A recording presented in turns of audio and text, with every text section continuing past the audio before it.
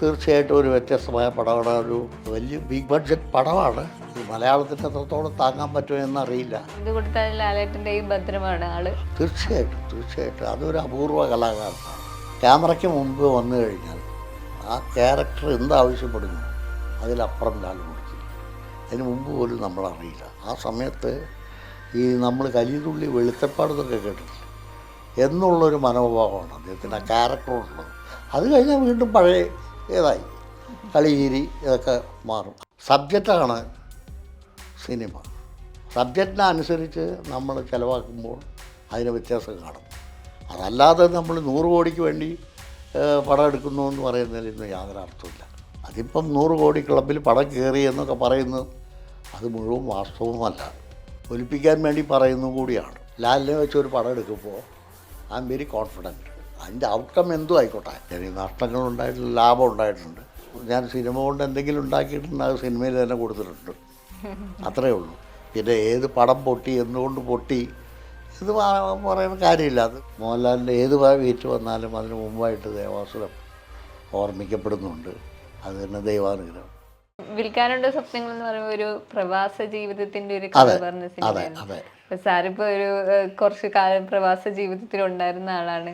അപ്പൊ ആ ഒരു അനുഭവം ഒക്കെ ആയിരുന്നോ? അതെ, ആ അനുഭവം കണ്ട അനുഭവങ്ങളും വാസുകേട്ടൻ്റെ കാഴ്ചപ്പാടിൽ കൂടെ കണ്ടതും അങ്ങനെ അത് ആസാദനം കൊണ്ട് തന്നെ ജീവിക്കാമെന്ന് വിചാരിച്ചു. ഇടയ്ക്ക് വെച്ച് കുടുംബപരമായ കാര്യങ്ങളെ കൊണ്ട് ആസാദ് ആത്മഹത്യ ചെയ്തു. അതിനുശേഷം എന്ത് ചെയ്യണമെന്ന് അറിയാതിരിക്കുമ്പോൾ ഞാൻ തന്നെയാണ് വാസുകേട്ടനെ നിർബന്ധിച്ച്, വാസുകേട്ടൻ തന്നെ ഈ പടം പൂർത്തീകരിക്കണം എന്ന് പറഞ്ഞ് വാസുകേട്ടൻ ആ പടം പൂർത്തീകരിക്കുക ചെയ്തത്. MT സാറുമായിട്ട് വ്യക്തിപരമായി ഒരുപാട് അടുപ്പുണ്ടായിരുന്ന ഒരാളാണ് സാർ. അപ്പൊ സാറിനെ കാണണമെന്ന് ആഗ്രഹിച്ചിരുന്ന ഒരാളാണ് സാറിനെ കേട്ടിട്ടുണ്ട്. അപ്പൊ സമാജത്തിൽ വെച്ച് സാറിനെ കണ്ടു, പിന്നെ സിനിമ ചെയ്യാൻ പറ്റി. അതൊരു വലിയൊരു നിമിത്തം പോലെയായിരുന്നു കണ്ടതൊക്കെ. തീർച്ചയായിട്ടും ഞാൻ പറഞ്ഞില്ലേ, ഞങ്ങളന്ന് സമാജത്തിൻ്റെ ഒരു നാടകത്തിൻ്റെ ഒരു ഇനോഗ്രേഷൻ കൂടി അദ്ദേഹം നടത്തുന്ന സമയത്ത് മാട്ടിങ്ങയിൽ, ബോംബെ മാട്ടിങ്ങ എന്ന് പറഞ്ഞിടത്ത് ഒരു ഫേമസ് ആയിട്ടുള്ളതാണ് ഷൺമോഹൻ്റെ ഹാൾ. അവിടെ വെച്ചാണ് ഞാൻ വാസുകേട്ടനായിട്ട് ബന്ധപ്പെടുന്നത്. ആ ബന്ധം അങ്ങനെ വളർന്നു വന്നു. ഒരു സഹോദര തുല്യം. ഞാൻ പറഞ്ഞില്ലേ, around 52 years. MT sir, Mohanlal, Bharathan സാറൊക്കെ അവരുടെ ഒരു കോംബോ ആയിരുന്നു താഴ്വാരം.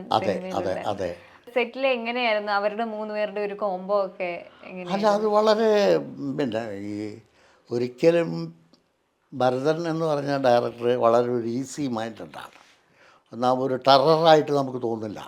ചില ഡയറക്ടേഴ്സുണ്ട് നമ്മൾ വളരെ അച്ചടക്കം. ഇത് വളരെ കൂളായിട്ട് ഭരതൻ ഹാൻഡിൽ ചെയ്യുന്നു. പിന്നെ അതിൻ്റെ കൂട്ടത്തിലുള്ള ക്യാമറാമാൻ വേണുവാണ്. വേണു അതുപോലെ തന്നെ. വാസുകേട്ടൻ കുറച്ച് ദിവസം ഉണ്ടായിരുന്നു.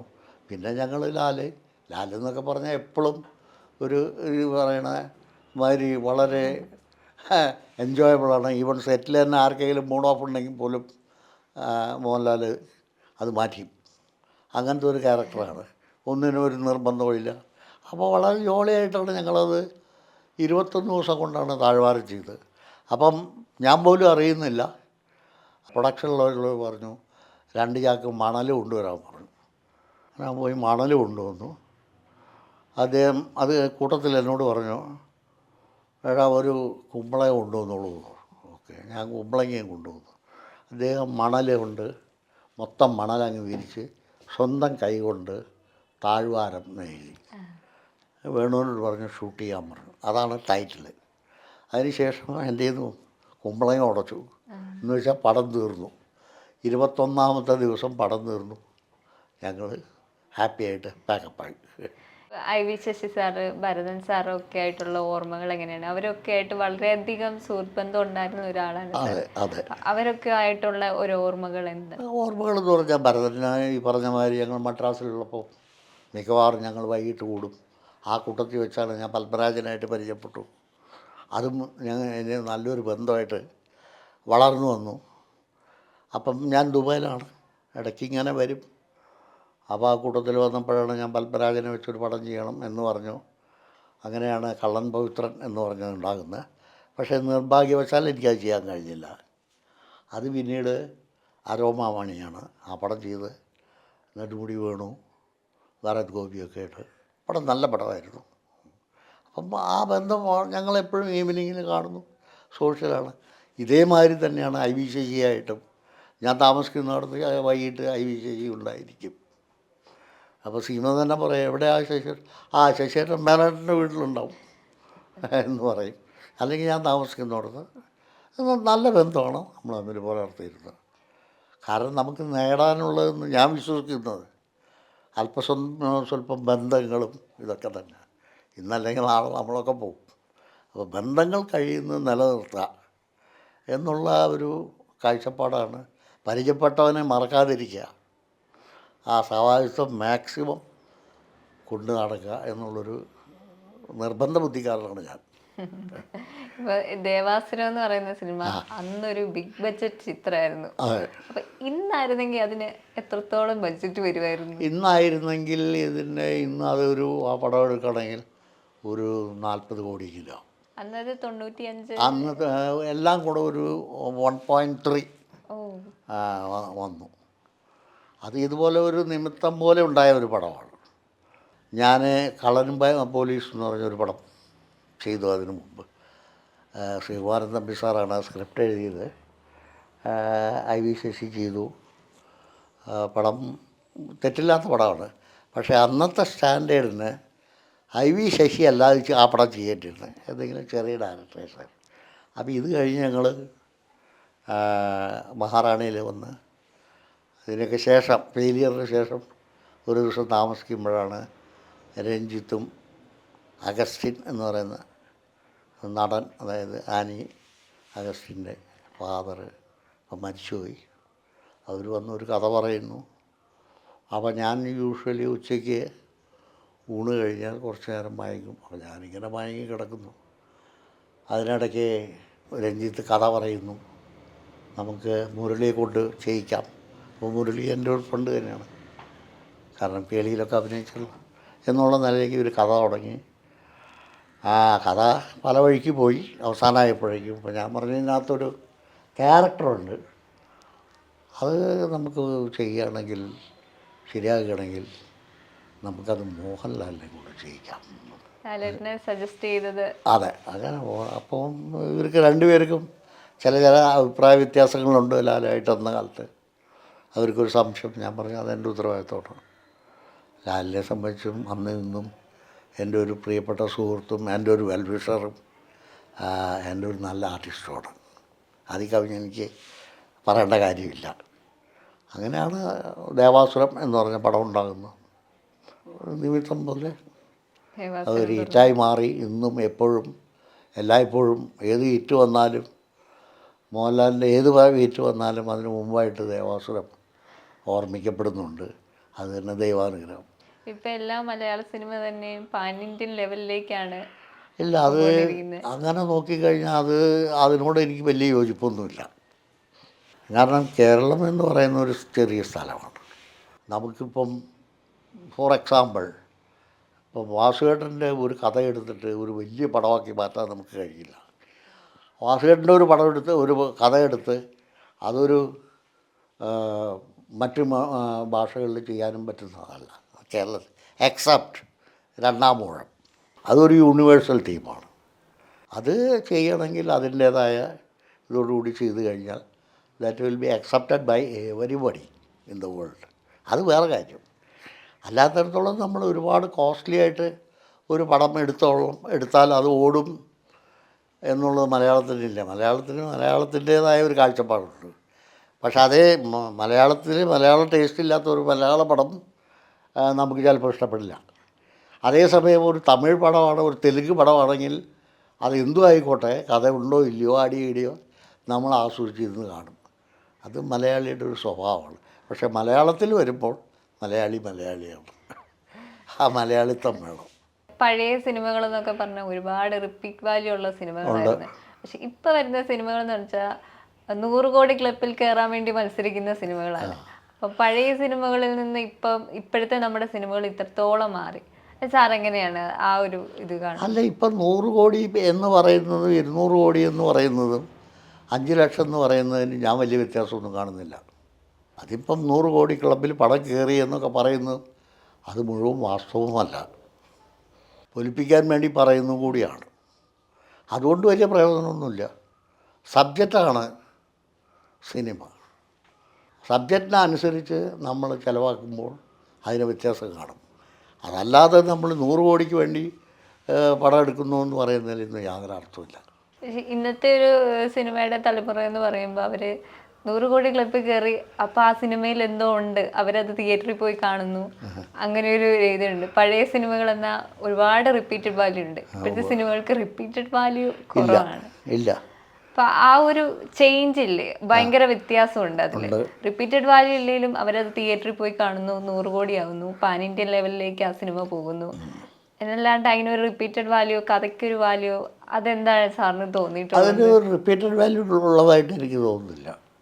100 കോടി കയറിയ പടങ്ങൾക്ക് റിപ്പീറ്റഡ് വാല്യൂ എന്ന് പറയുന്നു എന്നെന്നും മെമ്മറബിളായിട്ടുള്ള ഒരു മലയാള സിനിമ എന്നുള്ള തോതിലേക്ക് അതിറങ്ങുന്നില്ല.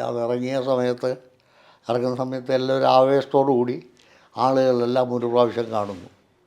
ചിലരത് ഒരു 2 പ്രാവശ്യം കണ്ടെന്നിരിക്കാം. പക്ഷെ അതൊന്നും ആളുടെ തലയ്ക്കുണ്ടാവില്ല. അടുത്തൊരു പടം വരുമ്പോൾ ഈ പടം ഓർമ്മിക്കപ്പെടില്ല. പക്ഷേ പഴയ പടങ്ങൾ പലതും എപ്പോഴും ആളുകൾ ഓർമ്മിക്കും. പക്ഷേ ഇന്നത്തെ തലമുറ പലതും പഴയ സിനിമകൾ കണ്ടിട്ടില്ല എന്നുള്ളൊരു സത്യമാണ്. അതുകൊണ്ട് അവർക്ക് അതിനെപ്പറ്റി അറിയില്ല. സാറിൻ്റെ അവസാനത്തെ പടം എന്ന് പറയുന്ന അലക്സാണ്ടർ ദ ഗ്രേറ്റ് ആയിരുന്നു. മോഹൻലാലിനെ വെച്ചുള്ള പടമായിരുന്നു. അപ്പോൾ അലക്സാണ്ടർ ദ ഗ്രേറ്റ് ആ ഒരു പടം സാറിലേക്ക് എത്തിയത് എങ്ങനെയായിരുന്നു? ഞാൻ മുരളി നാഗവള്ളിക്ക് ഒരു പടം ചെയ്യാമെന്ന് പറഞ്ഞു. അതിനനുസരിച്ച് ഞാൻ മോഹൻലാലിനോട് സംസാരിച്ചു. മോഹൻലാൽ പറഞ്ഞു, ചേട്ടാ ഒരു സബ്ജക്റ്റ് റെഡി ആവട്ടെ, ഞാൻ ചെയ്യാമെന്ന് പറഞ്ഞു. അങ്ങനെ ആണ് ഈ സബ്ജക്റ്റ് ഉണ്ടാകുന്നത്. ഒരു ഇംഗ്ലീഷ് പടത്തിൻ്റെ ഒരു ബേസ് വെച്ചിട്ടാണ് അത് ചെയ്തത്. പക്ഷേ ലാല് പറഞ്ഞ പോലെ പതിവ് പോലെ നമ്മളോടുള്ള ബന്ധത്തിൻ്റെ പുറത്ത് അത് ചെയ്തു. പക്ഷെ അത് ഏറ്റില്ല എന്നുള്ളതാണ് ഒരു വാസ്തവം. സാറിപ്പോൾ ഒരുപാട് സിനിമകൾ എടുത്തു, അതിലിപ്പോൾ സാമ്പത്തിക നേട്ടങ്ങൾ ഉണ്ടാക്കാതെ പോയ സിനിമകളുണ്ട്. അത് ഏതൊക്കെയായിരുന്നു പഴയ ചിത്രങ്ങളിൽ? നമ്മളങ്ങനെ എണ്ണം പറയേണ്ട കാര്യമില്ല. അപ്പം നമ്മളത് പറയുമ്പം അത് ചിലപ്പം മറ്റുള്ളവരെ വേദനിപ്പിക്കുന്നതായിരിക്കും. അതിനകത്ത് അർത്ഥമില്ല. എനിക്ക് നഷ്ടങ്ങളുണ്ടായിട്ടില്ല, ലാഭം ഉണ്ടായിട്ടുണ്ട്. പക്ഷേ ഇന്ന് ഏത് സ്ഥിതിയിലാണെന്ന് ചോദിച്ചാൽ സ്റ്റഗ്നൻ്റാണ്. മനസ്സിലായില്ലേ? അതുകൊണ്ട് ഞാൻ സിനിമ കൊണ്ട് എന്തെങ്കിലും ഉണ്ടാക്കിയിട്ടുണ്ട്, അത് സിനിമയിൽ തന്നെ കൊടുത്തിട്ടുണ്ട്. അത്രയേ ഉള്ളൂ. പിന്നെ ഏത് പടം പൊട്ടി, എന്തുകൊണ്ട് പൊട്ടി എന്ന് പറയുന്ന കാര്യമില്ല. അതൊരു സ്വാഭാവികമാണ്. അതിൻ്റെ തലവരെയാണ് ആ പടത്തിൻ്റെ. അപ്പോൾ അതിനെ നമ്മൾ എണ്ണി പറഞ്ഞ് അതിൻ്റെ കുറ്റങ്ങൾ പറഞ്ഞിട്ടോ അല്ലെങ്കിൽ അതിൻ്റെ സംവിധായകനെ പറഞ്ഞിട്ടോ എഴുത്തുകാരനെ പറഞ്ഞിട്ടോ ഒന്നും കാര്യമില്ല. അതല്ലേ എൻ്റെ തലവരെയാണ്. പ്രൊഡക്ഷൻ മാത്രമായിരുന്നു താല്പര്യം, അതോ അഭിനയിക്കാനുള്ള താല്പര്യം? സിനിമയിലേക്ക് അഭിനയിക്കാനുള്ള താല്പര്യം ഉണ്ടോ എന്ന് ചോദിച്ചു കഴിഞ്ഞാൽ എൻ്റെ പല പടത്തിൽ ഞാൻ അഭിനയിക്കേണ്ടി വന്നിട്ടുണ്ട്, ചെറിയ വേഷങ്ങളിലൊക്കെ. ഇപ്പോൾ ഈവൺ ലേറ്റ്ലി യാത്രാമൊഴി എന്ന് പറഞ്ഞ പടത്തിൽ തന്നെ ഞാനൊരു യൂണിയൻ നേതാവായിട്ട്, അത് ആക്ച്വലി കൊച്ചിൻ അനീമയ്ക്ക് വെച്ചിരുന്നതാണ്, വരാൻ പറ്റിയില്ല. 14 വർഷത്തിന് ശേഷമാണ് ശിവാജി സാർ ക്യാമറയ്ക്ക് മുമ്പ് വരുന്നത്. അങ്ങേർക്ക് ഒരുപാട് പരിമിതികളുണ്ട്. 3 മണിക്കൂറിന് കൂടുതൽ അഭിനയിക്കില്ല എന്ന് പറഞ്ഞ ഒരു കക്ഷി അതിന് കൂടുതൽ അഭിനയിക്കുകയും അദ്ദേഹത്തെയൊക്കെ മലയാള ഇൻഡസ്ട്രി കണ്ടുപിടിക്കേണ്ടതാണ്. അപ്പോൾ അങ്ങനെ ഒരു വേഷം അനീഫ വരാത്തതുകൊണ്ട് ഞാൻ ചെയ്യേണ്ടി വന്നു. കേളിയിൽ ഭരതം പറഞ്ഞൊരു ഇൻസ്പെക്ടർ, അത് ഞാൻ ചെയ്തു. അങ്ങനെ ആരെങ്കിലും വിളിച്ച് പറയണം ഇന്ന റോള് ചെയ്യണം, ഇന്നതൊന്നുണ്ട് ഒന്ന് ചെയ്യാൻ പറഞ്ഞാൽ ചെയ്യും. അറിയായൊന്നുമില്ല, പക്ഷെ അതിൻ്റെ പുറകെ നടന്നിട്ടില്ല. എല്ലാം നമുക്ക് കയ്യിൽ ഭദ്രമാണ്. സാറിൻ്റെ കൂടുതൽ സിനിമകളും മോഹൻലാലിനെ വെച്ചാണ് ചെയ്തിരിക്കുന്നത്. അപ്പം അതെന്തുകൊണ്ടാണ് മോഹൻലാലിനെ തന്നെ കാസ്റ്റ് ചെയ്ത് അങ്ങനെ സിനിമകൾ കൂടുതൽ എടുക്കാനുള്ളത്? അതായത് മോഹൻലാലുമായിട്ടുള്ള എന്തായാലും പറയുന്ന ഒരു സിങ്ക്രണൈസേഷൻ, അതല്ലെങ്കിൽ ആ ഒരു അടുപ്പം ചെയ്യാനുള്ള താല്പര്യം. അത് പടം എന്ന് പറഞ്ഞാൽ എനിക്ക് ഇപ്പോഴും ഞാൻ ആരാധനയോടുകൂടി മോഹൻലാലെ കാണുന്നതും കൂടെ അതിലപ്പുറത്തേക്ക് ഒരു വലിയ ആർട്ടിസ്റ്റ് എന്നുള്ളതിൽ കവിഞ്ഞ് ഞാനൊരു സഹോദരൻ്റെ തുല്യമാണ് ആ മോഹൻലാലിനെ കാണുന്നത്. അപ്പോൾ എനിക്ക് ഞാൻ വളരെ ഫ്രീ ആണ്. ലാലിനെ വെച്ചൊരു പടം എടുക്കുമ്പോൾ ഐ എം വെരി കോൺഫിഡൻറ്റ്. അതിൻ്റെ ഔട്ട്കം എന്തും ആയിക്കോട്ടെ. പക്ഷെ വളരെ ലാവിഷായിട്ട് വളരെ കാം പീസ്ഫുള്ള് യാതൊരു ടെൻഷനില്ലാതെ എനിക്കൊരു പടം മോഹൻലാലിനെ വെച്ച് ചെയ്യാൻ പറ്റും. കാര്യം എന്താണെന്ന് വെച്ച് കഴിഞ്ഞാൽ മോഹൻലാൽ ഒരിക്കലും സെറ്റിൽ ടെൻഷൻ്റെ അല്ല. മോഹൻലാലിൻ്റെ ജോലി നന്നായിട്ട് അറിയാം. അപ്പം മറ്റുള്ളവർക്ക് ടെൻഷൻ ഉണ്ടെങ്കിൽ പോലും അത് മോഹൻലാൽ മാറ്റും.